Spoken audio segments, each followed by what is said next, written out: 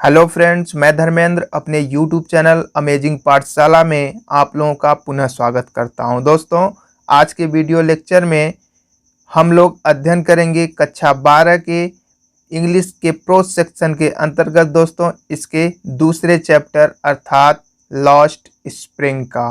ठीक है दोस्तों, आज हम लोग अध्ययन करेंगे प्रोज के अंतर्गत इसके दूसरे चैप्टर या दूसरे कह सकते हैं अध्याय लॉस्ट स्प्रिंग का। तो दोस्तों, लॉस्ट स्प्रिंग जो आपका दूसरा चैप्टर है, तो दोस्तों इसको अनीस जंग जी ने लिखा है। तो दोस्तों अनीस जंग जो कि एक महिला है, तो आपको नाम में कंफ्यूजन नहीं होना चाहिए। तो दोस्तों जैसा कि आप देख रहे हैं कि आपके चैप्टर का नाम क्या है, लॉस्ट स्प्रिंग। तो दोस्तों लॉस्ट मीन्स खोना होता है अर्थात खोया हुआ, स्प्रिंग मतलब दोस्तों बसंत होता है। तो बसंत ऋतु से मतलब है, तो दोस्तों यानी खोया हुआ बसंत। दोस्तों तो यहाँ बसंत से मतलब जैसा कि आप लोग जानते हैं दोस्तों, जब बसंत मौसम आता है, बसंत ऋतु आती है, तो दोस्तों आमतौर पे होता क्या है कि जो पेड़ पौधे होते हैं उसमें नई नई पत्तियां आ जाती हैं, है ना। तो और पौधे जो होते हैं वो बढ़ने लगते हैं, चारों तरफ हरियाली होने लगती है, मौसम बहुत ही सुहावना हो जाता है अर्थात बहुत ही हरा भरा हो जाता है। ठीक है, तो ये यहाँ पे दिया कि लॉस्ट स्प्रिंग यानी खोया हुआ बसंत। तो दोस्तों यहाँ खोया हुआ बसंत से मतलब यहाँ पर दोस्तों स्प्रिंग से मतलब यहाँ पे बचपन से मतलब यानी खोया हुआ बचपन। तो दोस्तों यहाँ बचपन से मतलब ऐसा बचपन दोस्तों कह सकते हैं कि जिसमें क्या हो, उसके जीवन की जो खुशियाँ हो या फिर जो आनंद हो उसको क्या कर लिया गया हो, छीन लिया गया हो, है ना, या फिर उसके अधिकार को छीन लिया गया हो। तो दोस्तों नीचे लिखा है कि stories of stolen childhood. Stories मतलब कहानियाँ होता है, स्टॉलन मतलब चोरी की गई या चुराई हुई, चाइल्डहुड मतलब बाल्यावस्था या बचपन होता है अर्थात चोरी हुई बचपन की कहानियाँ या फिर चुराई गई बचपन की कहानियाँ अर्थात ऐसी कहानियाँ दोस्तों जिसमें क्या हो, बाल्यावस्था की समस्त बसंत को अर्थात उसकी खुशियों को छीन लिया गया हो, अर्थात उसके समस्त अधिकारों को छीन के क्या कर लिया गया हो, उससे ले लिया गया हो और उसको किसी दूसरे फील्ड में ढकेल दिया गया हो, है ना।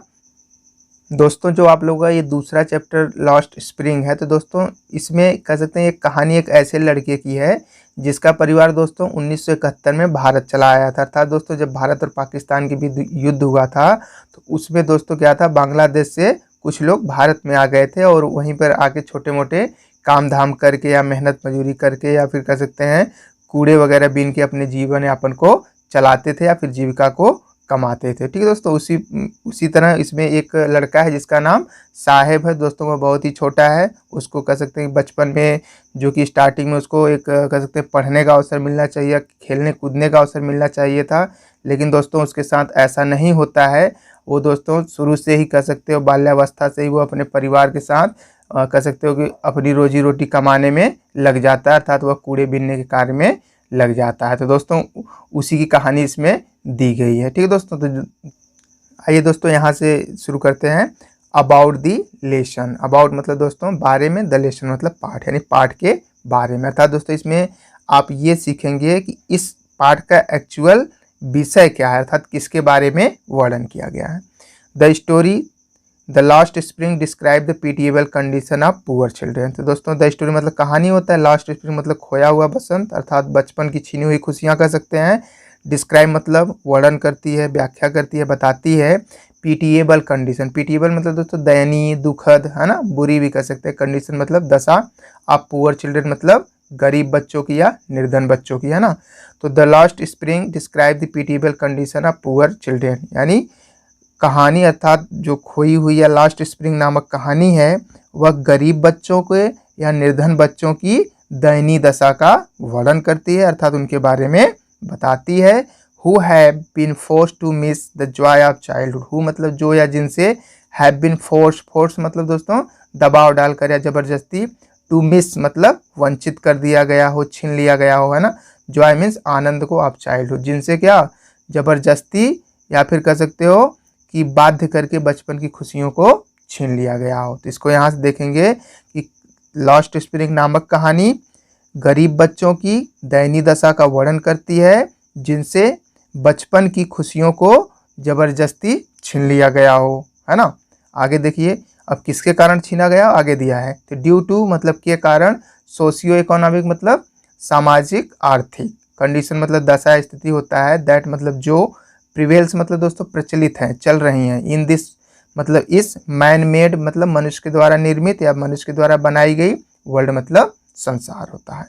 तो दोस्तों आपको अर्थ यहाँ से निकालना है कि in this man made world मतलब मनुष्य द्वारा निर्मित इस संसार में या मनुष्य द्वारा बनाए गए इस संसार में प्रचलित सामाजिक आर्थिक दशा के कारण बच्चों के बचपन की खुशियों को छीन लिया गया है। अर्थात जो आपका यह पाठ है दोस्तों, वह निर्धन या गरीब बच्चों की दयनीय दशा का वर्णन करता है, जो मनुष्य द्वारा निर्मित इस संसार में सामाजिक आर्थिक प्रथा के कारण उनके बचपन की खुशियों को छीन लिया गया है, अर्थात उसको वंचित कर दिया गया हो, उसी की ये व्याख्या करती है। ठीक है दोस्तों, तो these children are denied the opportunity of schooling and forced into labour early in life.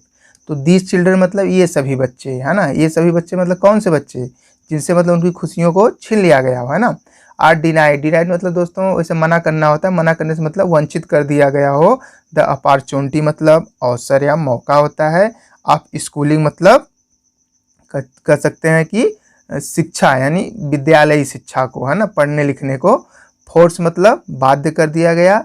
Labour मतलब कार्य करने के लिए, मेहनत करने के लिए, परिश्रम करने के लिए, है ना, या मजदूरी करने के लिए। अर्ली इन लाइफ मतलब जीवन के प्रारंभ में ही, अर्थात बचपन में ही। ठीक है दोस्तों, these children are denied the opportunity of schooling मतलब इन बच्चों से स्कूली शिक्षा के अवसर को छीन लिया गया है, या फिर इन बच्चों से स्कूली शिक्षा के अधिकार से वंचित कर दिया गया है। And force into labour early in life, और उन्हें बचपन में ही अर्थात जीवन के प्रारंभ में ही कार्य करने के लिए अर्थात मजदूरी करने के लिए बाध्य कर दिया गया है। तो दोस्तों मैं आशा कर रहा हूँ ये आप लोगों को समझ में आया होगा। तो आइए दोस्तों, आपका जो मुख्य चैप्टर है वो आपका द टेक्स्ट यहाँ से स्टार्ट, लेकिन उसको जानना बेहद जरूरी था। ठीक है दोस्तों, तो आइए इसको देख लेते हैं। तो sometimes I find a rupee in the garbage, sometime मतलब दोस्तों कभी कभी, है ना। तो आई फाइंड मतलब मैं पा लेता हूँ, मैं खोज लेता हूँ। ए रुपी मतलब एक रुपया, इन द गार्बेज मतलब कूड़ा होता है। ठीक है दोस्तों, sometimes I find a rupee in the garbage यानी कभी कभी मैं कूड़े में एक रुपया पा जाता हूँ, या कभी कभी मुझे कूड़े में एक रुपया मिल जाता है। ठीक है दोस्तों, ये कौन कह रहा है, साहेब, जो लड़का है कूड़ा बीनने का काम कर रहा है वो दोस्तों, है ना। तो आइए, ठीक है, तो why do you do this I ask Saheb whom I encounter every morning scrounging for gold in the garbage dump of my neighborhood। ठीक है दोस्तों, तो दोस्तों क्या है, why do you this, why मतलब क्यों, है ना, तो do मीन्स करना होता है this, तो why do you this मतलब तुम यह क्यों करते हो, है ना। I ask मतलब मैंने पूछा, साहेब यानी साहेब से मैंने पूछा। तो दोस्तों जी जो आपकी लेखिका है अनीस जंग, वह स्वयं मतलब इन कह सकते हो कूड़ा बीनने वाले बच्चों से बातें कर रही हैं, अर्थात तो स्वयं कहानी बता रही हैं ना। तो पूछती हैं कि why do you do this मतलब तुम यह क्यों करते हो, है ना। तो हु मतलब जिससे अर्थात साहेब से।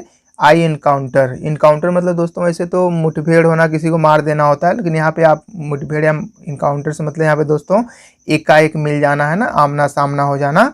एवरी मॉर्निंग मतलब प्रत्येक सुबह अर्थात प्रतिदिन कर सकते हैं। स्क्राउंजिंग मतलब दोस्तों खोज करते हुए। फॉर गोल्ड, गोल्ड मतलब दोस्तों सोने की खोज करते हुए। सोने से मतलब यहाँ दोस्तों कह सकते हैं धन को खोजते हुए, पैसे को खोजते हुए, है ना, या फिर कह सकते हैं जो कूड़े में बहुमूल्य चीज़ें होती हैं जो दैनिक जीवन में यूज होती हैं उसको खोजते हुए। इन द गार्बेज मतलब कूड़े में, और डंप मतलब दोस्तों यहाँ पे ढेर हो जाएगा जहाँ पे इकट्ठा कर दिया जाता है ना।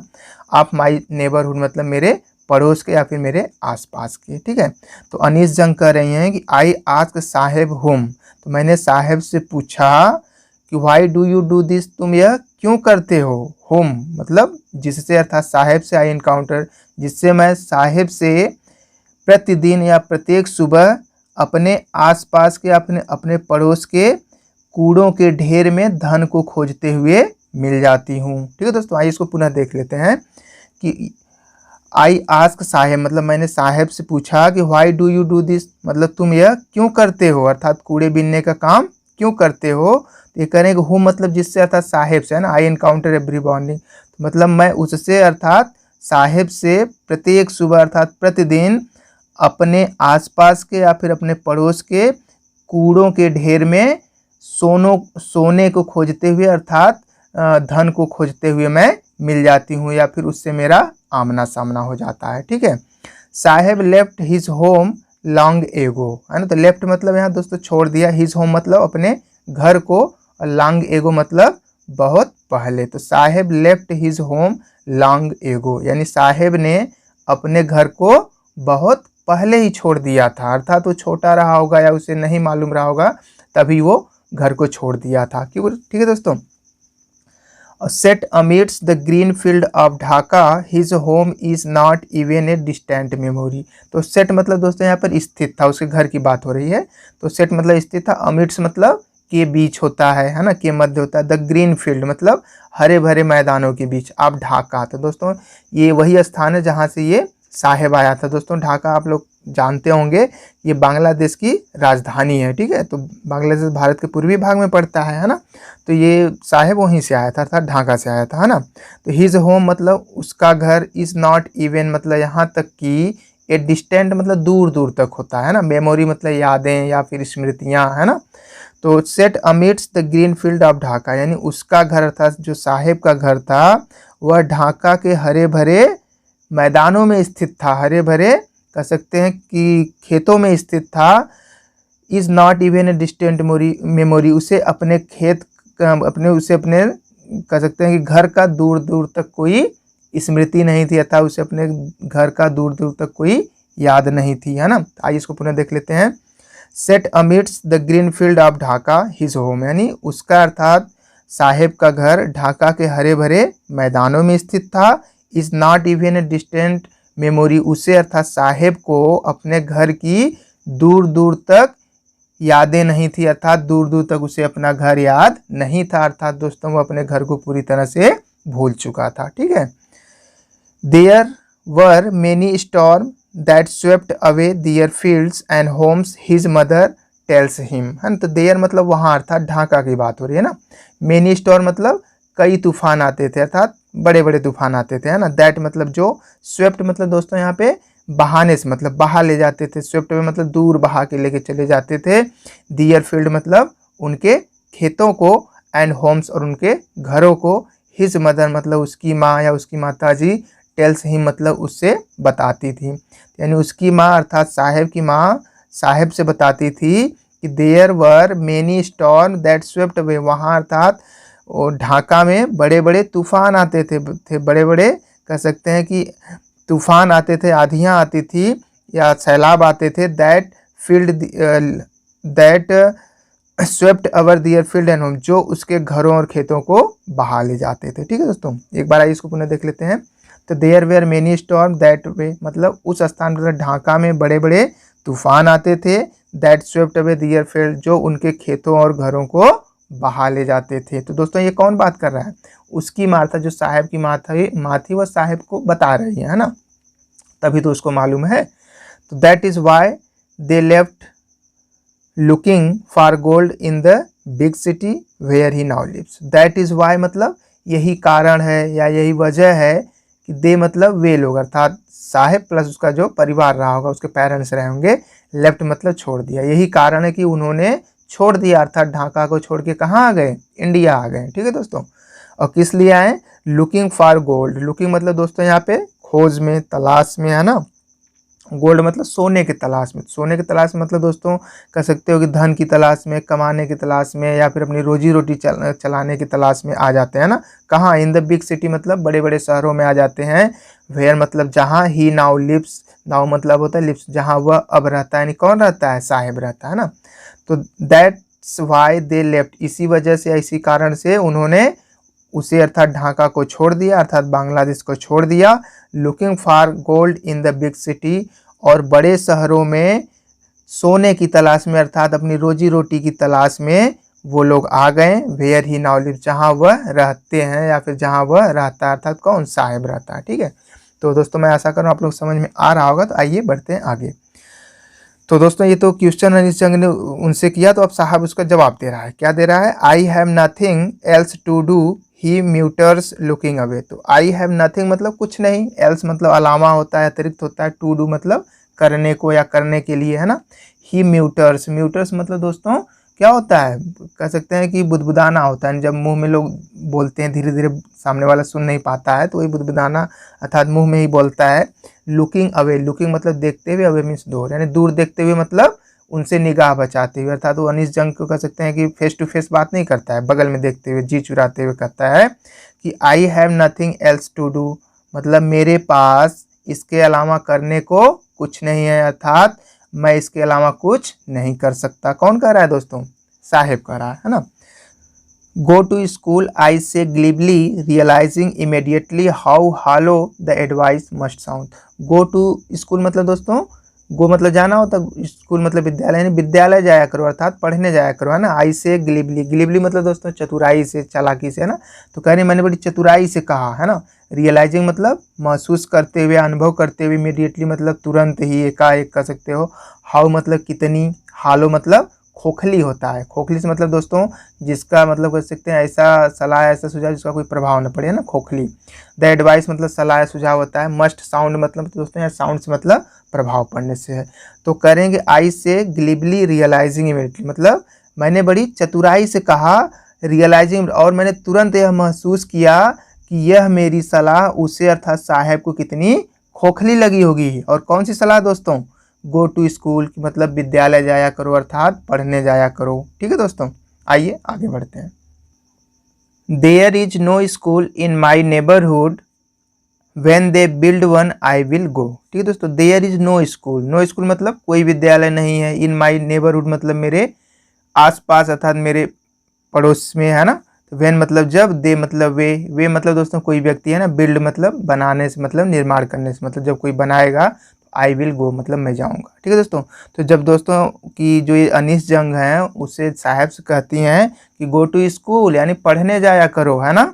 तब ये जवाब देता है कि there is no school in my neighbourhood, यानी मेरे आसपास अर्थात मेरे पड़ोस में कोई विद्यालय नहीं है। व्हेन दे बिल्ड वन यानी जब कोई बनाएगा, अर्थात जब कोई बना लेगा, तो आई विल गो तब मैं पढ़ने जाऊंगा, अर्थात तब मैं विद्यालय जाऊंगा।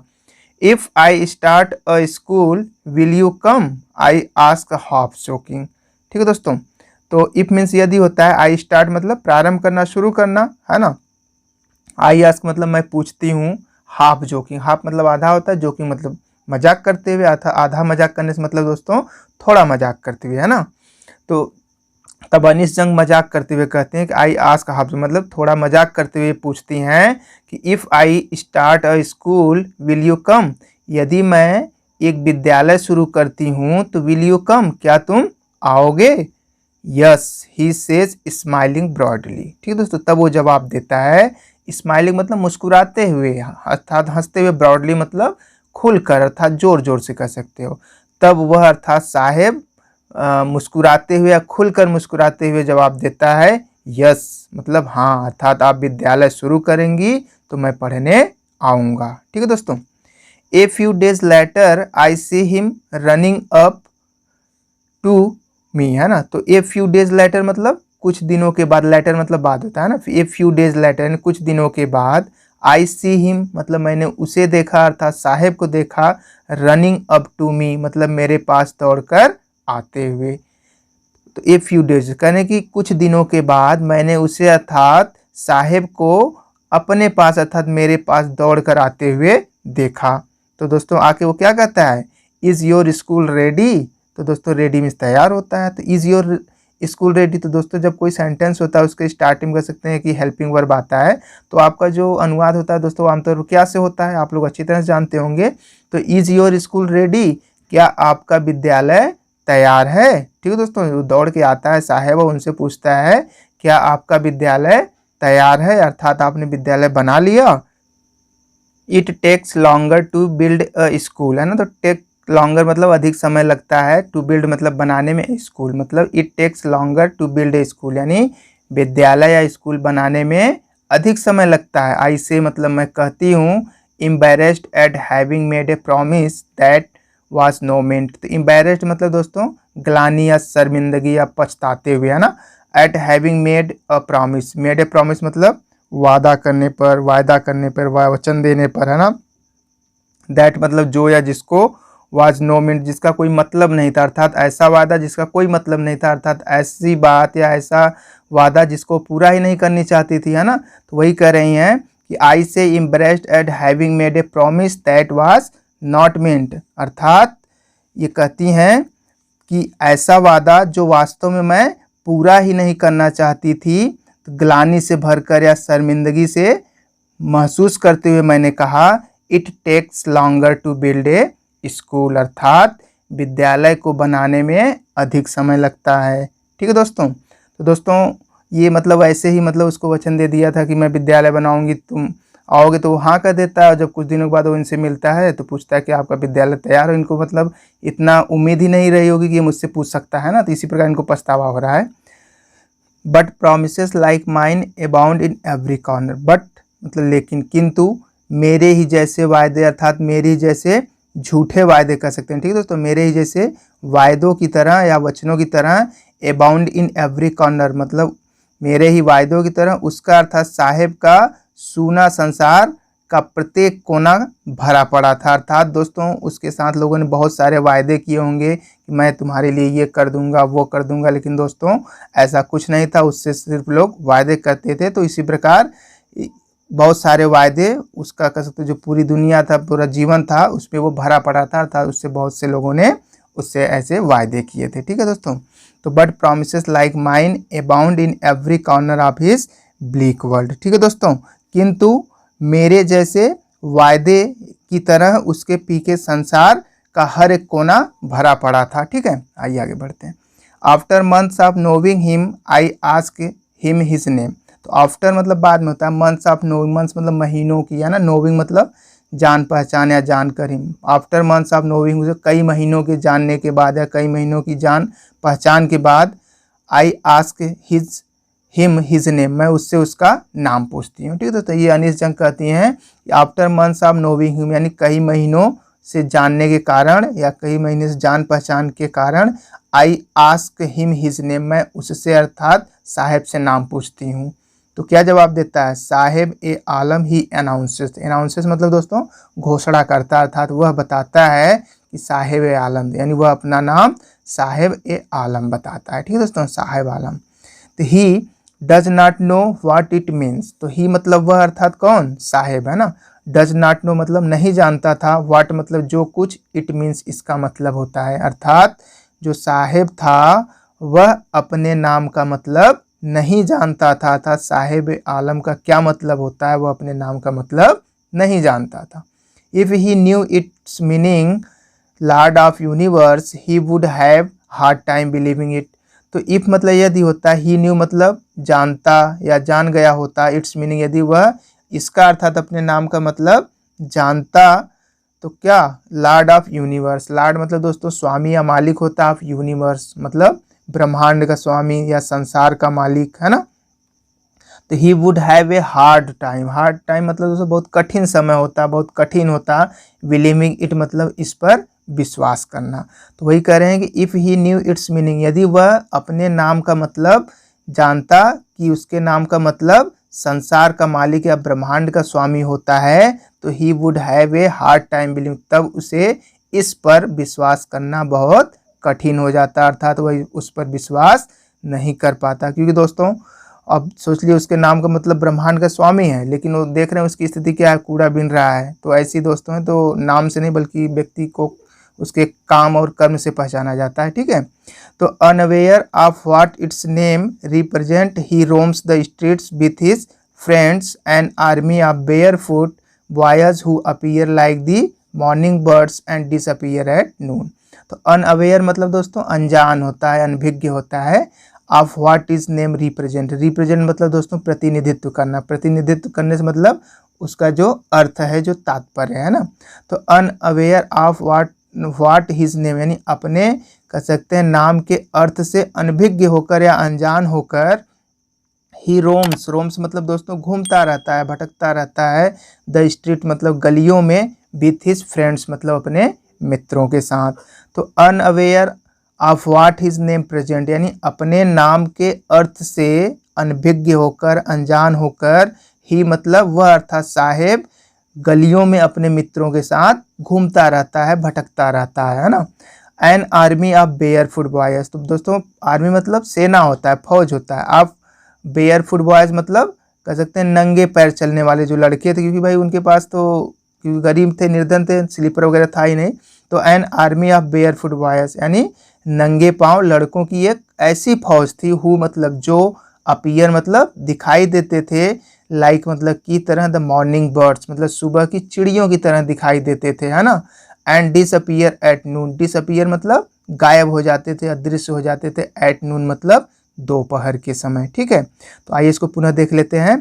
तो unaware what it's his name present, यानी अपने नाम के अर्थ से अनजान होकर या अनभिज्ञ होकर, ही रोम द स्ट्रीट यानी वह अपने मित्रों के साथ गलियों में घूमता रहता है। An army of bear foot यानी नंगे पैर चलने वाले या नंगे पांव वाले लड़कों की एक ऐसी फौज जो सुबह की चिड़ियों के समान दिखते हैं अर्थात दिखाई देते हैं।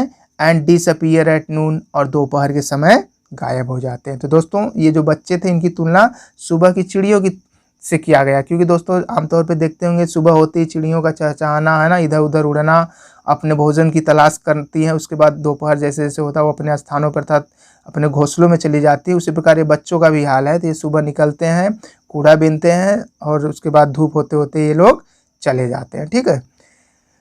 Over the months I have come to recognize each of them, over the months मतलब कई महीनों के जान पहचान के बाद या कई महीनों से, है ना। I have come to recognize, recognize मतलब दोस्तों पहचानना होता है। ईच ऑफ देम, ईच मतलब प्रत्येक होता है, ऑफ देम मतलब उनमें से प्रत्येक, अर्थात जितने भी कह सकते हैं रैग पिकर से या फिर कूड़े बिनने वाले बच्चे थे उनमें से वो प्रत्येक को पहचानती थी, ठीक है। तो over the months I have come to recognize each of them, ठीक है दोस्तों। यानी कह सकते हैं कि महीनों से मिलने के कारण I have come to recognize, मैं उनमें से प्रत्येक को अर्थात उनमें से एक एक को अब पहचानने लगी हूँ अर्थात पहचानती थी, ठीक है। तो why are not you wearing chappals I ask one, तो ये आस्क वन मतलब किसी एक से पूछती, बहुत सारे बच्चे रहेंगे तो कहीं आई आस्क वन मैं एक से पूछती हूँ कि व्हाई आर नॉट यू, इसको दोस्तों आरंट भी पढ़ सकते हैं, व्हाई आरंट यू, है ना, ऐसा भी पढ़ सकते हैं। तो why are not you wearing chappal, तो दोस्तों वियरिंग मतलब पहनना होता है, चप्पल आप स्लीपर समझ ही रहे हैं। तो why are not you wearing chappal, तो वह एक लड़के से पूछती हैं कि why are you not wearing chappal, यानी तुमने चप्पल क्यों नहीं पहन रखे, अर्थात तुमने चप्पल क्यों नहीं पहना है।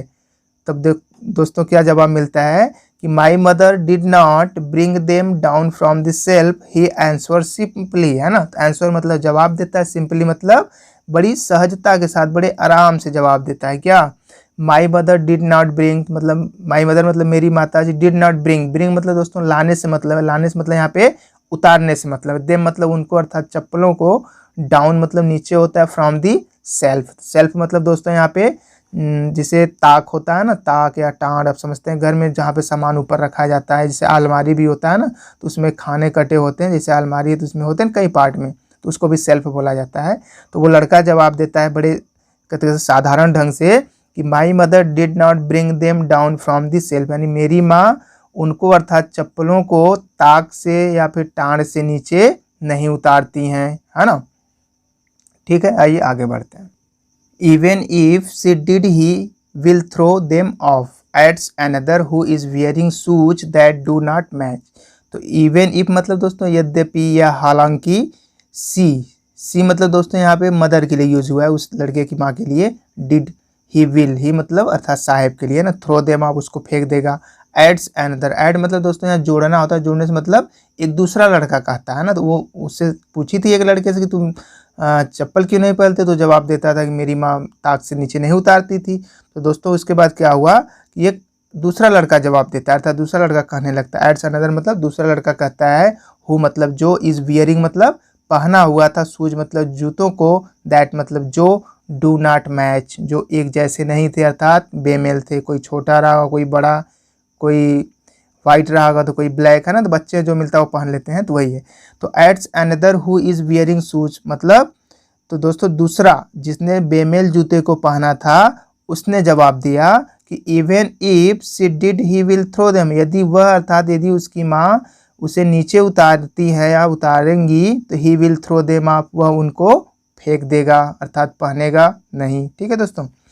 When I comment on it, he shuffles his feet and says nothing. When मतलब जब I comment मतलब दोस्तों टिप्पणी करना, कह सकते हो इसके बारे में पूछना है ना। On it, जब मैंने इसके बारे में टिप्पणी की अर्थात किसके बारे में, बेमेल जूतों के बारे में है ना, क्योंकि वो मतलब मैच ही नहीं कर रहा था जूता है ना। तो he shuffles his feet and says nothing. Shuffle मतलब दोस्तों घसीटना होता है, आगे पीछे करना है ना। हिज फीट मतलब अपने पैरों को, एंड सेज नथिंग और उसने कुछ नहीं कहा। तो व्हेन आई कमेंट करेंगे, जब मैंने इसके अर्थात बेमेल जूतों पर टिप्पणी किया अर्थात उसके बारे में पूछा, तो उसने अपने पैरों को इधर उधर घसीटने लगा अर्थात वो कह सकते हैं उसे अनकंफर्टेबल फील होने लगा है ना। एंड सेज नथिंग और उसने कुछ नहीं कहा। I want shoes, says a third boy who has never owned a pair all of his life. तो I want shoes मतलब मुझे जूते चाहिए है ना। says third boy तब तीसरा लड़का कह देता है, who मतलब जो, has never मतलब कभी नहीं, owned मतलब दोस्तों खुद का, अपना कह सकते हो, a pair मतलब एक जोड़ा जूता, all his life मतलब अपने पूरे जीवन में है ना।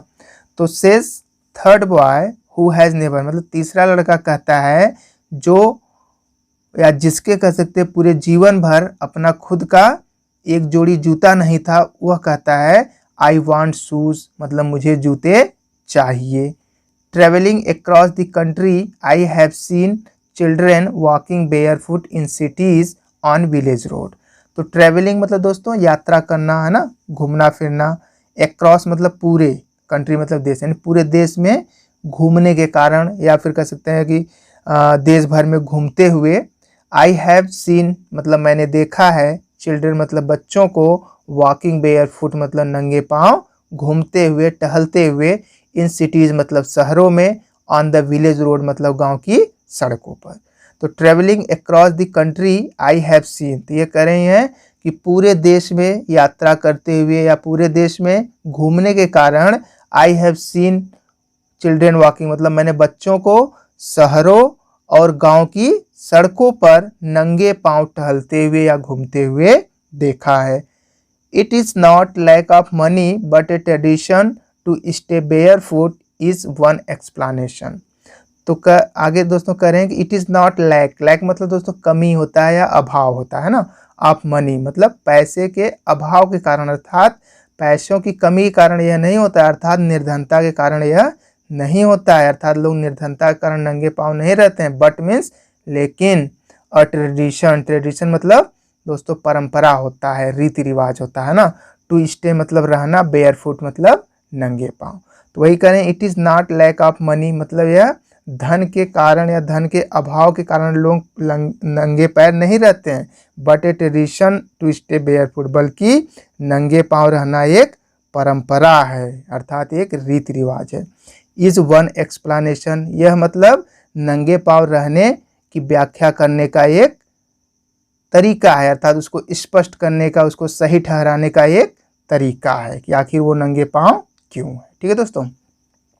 आई wonder if this only an excuse to explain away a perpetual state of poverty. तो आई वॉन्डर मतलब दोस्तों आश्चर्य करती हूँ, सोचती हूँ है ना, या चिंता भी अंडर मतलब वही होता है आश्चर्य करना या सोचती हूँ कि इफ मीन्स कि दिस ओनली मतलब यह केवल या सिर्फ एन एक्सक्यूज यह एक बहाना है, टू एक्सप्लेन मतलब व्याख्या करने का, बताने का है ना।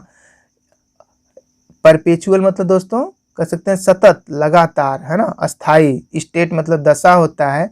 अब पॉवर्टी मतलब निर्धनता या गरीबी होता है।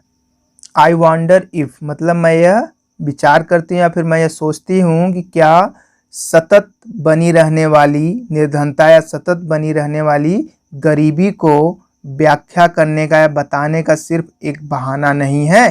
अर्थात दोस्तों बच्चे क्या हैं, वो गरीब तो हैं लेकिन उनको बता दिया गया कि ये नंगे पैर क्यों, क्योंकि दोस्तों यहाँ पे परंपरा अर्थात उसको छुपाया जा रहा है।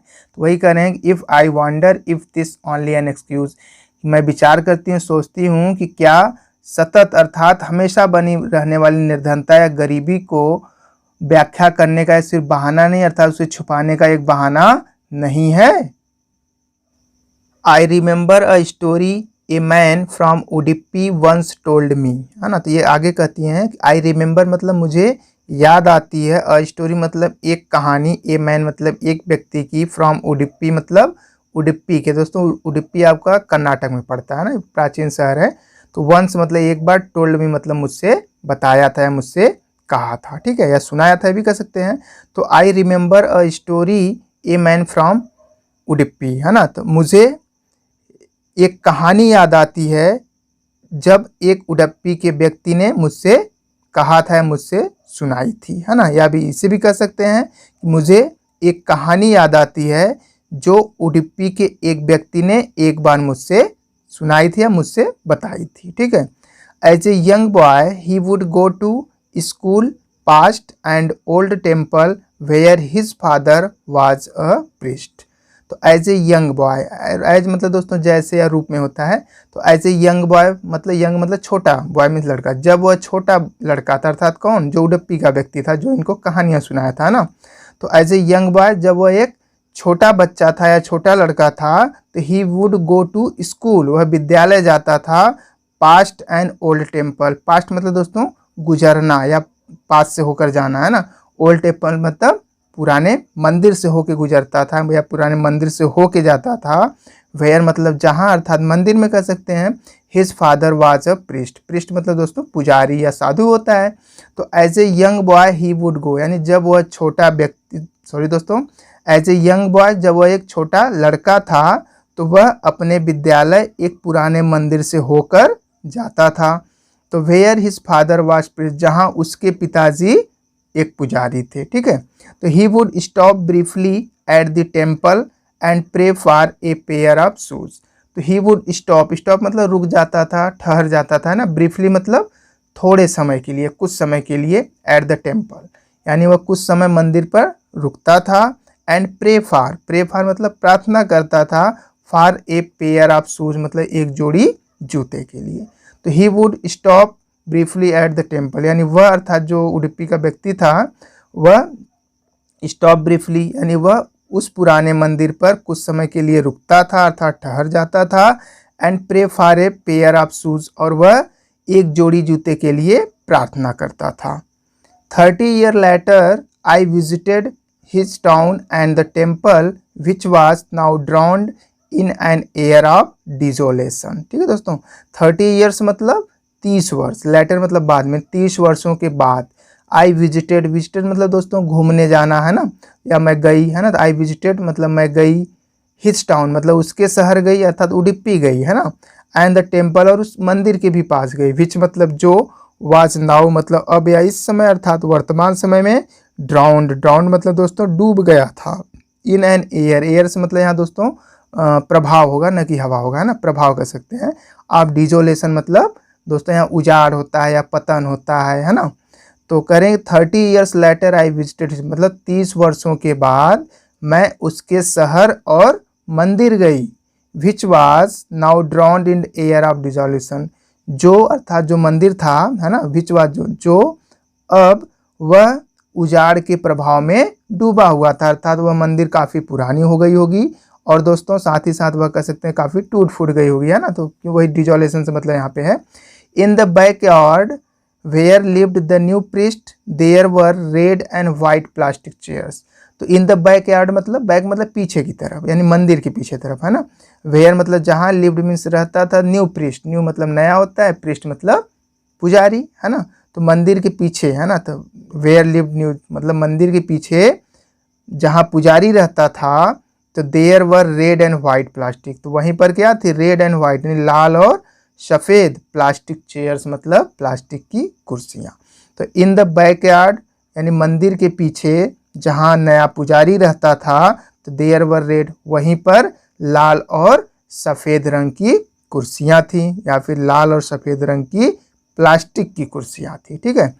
As a young boy, sorry दोस्तों, ये young boy dressed in grey uniform bearing socks and shoes arrived panting and threw his school bag on a folding bed. तो कह रहे हैं ये यंग बॉय, ये यंग बॉय मतलब दोस्तों कह सकते हैं एक छोटा लड़का, है ना। ड्रेस्ड मतलब पहनकर या पहना हुआ, इन ग्रे यूनिफॉर्म, ग्रे यूनिफॉर्म मतलब दोस्तों वैसे वर्दी पोशाक होता है जो ड्रेस पहनते हैं ना। इन ग्रे मतलब स्लेटी रंग का, है ना। तो ये यंग बॉय मतलब एक छोटा बच्चा इन एक ग्रे यूनिफॉर्म मतलब स्लेटी रंग के कपड़े पहनकर या स्लेटी रंग के पोशाक पहनकर, वियरिंग सॉक्स मतलब जूते पहने हुए था, एंड शूज, और सॉक्स मतलब दोस्तों मोजा होता है, और शूज मतलब जूते, यानी जो जूते और मोजे पहना हुआ था। अराइव्ड मीन्स आया, पैंटिंग मतलब दोस्तों हाफते हुए, है ना। एंड थ्रू मतलब फेंक दिया, हिज स्कूल बैग मतलब अपने स्कूल के बैग को, ऑन ए फोल्डिंग बेड, और एक फोल्डिंग बेड पर अर्थात बिस्तर पर। जैसे दोस्तों होता है चारपाई होता है ना, उसको मोड़ने वाला, तो वही फोल्डिंग मतलब यहाँ मोड़ने वाला, अर्थात फोल्डिंग चारपाई पर, फोल्डिंग पलंग पर, है ना। तो ये young boy dressed in grey uniform मतलब एक छोटा लड़का स्लेटी रंग के कपड़े में या स्लेटी रंग के ड्रेस में मोजे और जूते पहनकर हाँफते हुए आया, and three his school bag, और उसने अपने स्कूल के बैग को एक फोल्डिंग बेड पर या एक फोल्डिंग पलंग पर फेंक दिया। ठीक है। Looking at the boy I remember the prayer another boy had made to the goddess when he had finally got a pair of shoes. तो कह रहे हैं looking at the boy, looking मतलब देखकर, एट द बॉय मतलब उस लड़के को देखकर, क्योंकि दोस्तों मंदिर के पास थी, वही लड़का आता है जो कि स्लेटी रंग का कपड़ा और जूते मोजे पहना था, आता है और हाँफते हुए कपड़े अपने बैग को क्या करता है, फोल्डिंग बेड पे फेंक देता है। तो वही कह रहे हैं कि लुकिंग एट द बॉय मतलब लड़के को देखकर जो फेंका था, है ना। आई रिमेंबर मतलब मुझे याद आ गया, द प्रेयर मतलब प्रार्थना, अनदर बॉय मतलब उस दूसरे लड़के की प्रार्थना याद आ जाती है ना, जो क्या किया था, had made the goddess, goddess मतलब दोस्तों यहाँ देवी, जिसने देवी से प्रार्थना किया था, है ना। व्हेन मतलब जब, ही हैड फाइनली मतलब जब उसे आखिरकार, अंत में, got a pair of shoes उसे अंत में कह सकते हैं एक जोड़ी जूते मिल गए थे। ठीक है। तो आइए इसको पुनः देख लेते हैं। तो लुकिंग एट द बॉय मतलब उस लड़के को देखकर, आई रिमेंबर द प्रेयर तो मुझे एक दूसरे लड़के की प्रार्थना याद आ गई, अर्थात जो उडुपी का जो आदमी था इनको कहानी बताया था ना, उसकी याद आ जाती है। तो looking at the boy I remember मतलब लड़के को देखकर या उस लड़के को देखकर मुझे एक दूसरे लड़के की प्रार्थना याद आ गई जिसने देवी से किया था, and when he had finally जब उसे अंततः आखिरकार जूते मिल गए थे या एक जोड़ी जूते मिल गए थे। ठीक है। तो let me never lose them, है ना। लूज मतलब दोस्तों खोना होता है, तो लेट मतलब अब, मी मतलब मुझे, जब उसे मिला था दोस्तों क्या कहा था, let me never lose them मतलब अब मुझे उसे नहीं खोना, अर्थात अब मुझे जूतों को नहीं खोना, अर्थात बहुत कह सकते हैं संभाल कर रखना है ना, संभाल कर पहनना है। The goddess had granted his prayer, तो गॉडेस मतलब जो देवी होता है, ग्रांटेड मतलब स्वीकार कर लिया था, मान लिया था, हिज प्रेयर मतलब उसकी प्रार्थना। The goddess had granted his prayer यानी देवी ने उसकी प्रार्थना को स्वीकार कर लिया था, अर्थात उसको जूते दे दिया था। ठीक है। इसका एक मतलब है young boys like the son of the priest now और शूज। तो यंग बॉयज मतलब छोटे छोटे लड़के, है ना, like the son of the priest यानी पुजारी के लड़के की ही तरह छोटे छोटे लड़के, है ना। नाउ मतलब अब या इस समय, वोर शूज मतलब जूते पहनते हैं, है ना। तो वोर्स मतलब पहनते थे या पहनने लगे हैं, ये भी कह सकते हैं। तो young boys like the son of the priest मतलब पुजारी के लड़के की तरह या पुजारी के बेटे की तरह छोटे छोटे लड़के भी, छोटे छोटे बच्चे भी अब जूते पहनने लगे हैं, अर्थात उन्हें जूते पहनने को मिलने लगे हैं। ठीक है। But many other like the rag pickers in my neighbourhood remain shoeless, लेकिन ये कहती हैं कि बट मैनी मतलब बहुत सारे, अदर मतलब दूसरे, लाइक द रैग पिकर्स, है ना। तो रैग पिकर मतलब दोस्तों कूड़ा करकट बीनने वाले, है ना। तो कूड़ा करकट बीनने वालों की तरह ही इन माई नेबरहुड मतलब मेरे आसपास के, मेरे पड़ोस के, रिमेन शूजलेस, रिमेन मतलब रह जाते हैं, शूजलेस मतलब बिना जूते के, है ना। But many other like the rag pickers लेकिन मेरे आसपास के या फिर मेरे पड़ोस के कूड़ा बीनने वाले लोगों की तरह बहुत सारे लोग बिना जूते के ही रहते हैं, अर्थात उनको जूते पहनने के लिए नहीं मिलते हैं।